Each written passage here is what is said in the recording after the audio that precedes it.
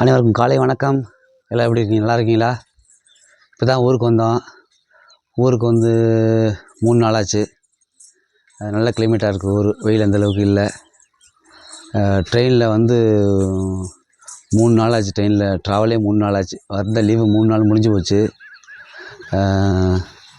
ஊருக்கு இப்போ தான் வந்து செட் ஆகிருக்கு. 3-4 நாள் ஆச்சுல செட் ஆகிருக்கு. அப்படி ஜாலியாக டைம் பாஸ் ஆகுது.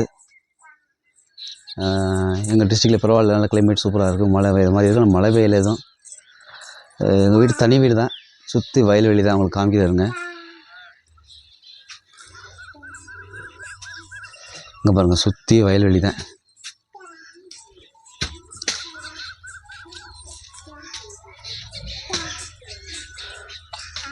நாலா பக்கம் வயல்வெளி தான். நெல் மட்டும்தான் விளையும். இப்போது நெல் மட்டும்தான் விளையும். நெல் ஒரு பக்கம் தான் விளையும். ஒரு டைம் விவசாயம் பண்ணிட்டான், அடுத்து ஃபுல்லாக வயல் சும்மா தான் கிடக்கும். ஏன்னா வானம் பார்த்த பூமி. மொத்தம் இங்கே ஒரு 5-6 வீடு தான் இருக்கும் இந்த இடத்துல. இங்கே 3 வீடு, இங்கே ஒரு 2-3 வீடு. இது எங்கள் வீடு. மொத்தம் 5-6 வீடு தான் இருக்கும். இது ஊரில் இருந்து அவுட்ரு கொஞ்சம் ஒரு 800-700 மீட்டருக்கு வெளியில்.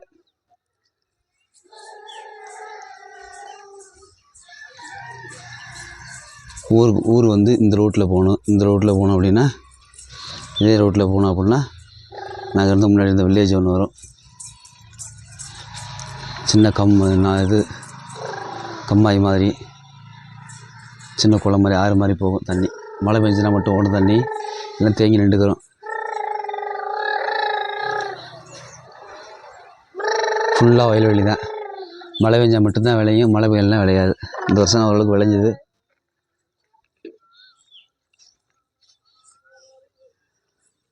பின்பக்கம் பார்த்தீங்கன்னா நாலா பக்கமும் வயல்வெளி தான். அந்த பக்கம் ஊர், அங்கே தான் பஸ் ஸ்டாண்ட் இருக்குது. அங்கேருந்து நடந்தால் வரணும். எங்கள் ஊருக்கு பஸ்ஸு கிடையாது.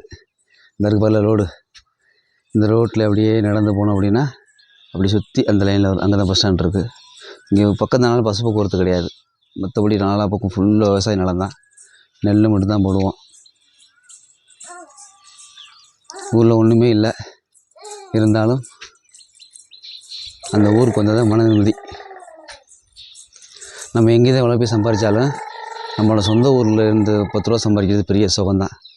அது 10 ரூபா இருந்தாலும் சரி, 5 ரூபா இருந்தாலும் சரி, சொந்த ஊரில் இருக்க ஒரு சுகமே தனி தான். ஓகே.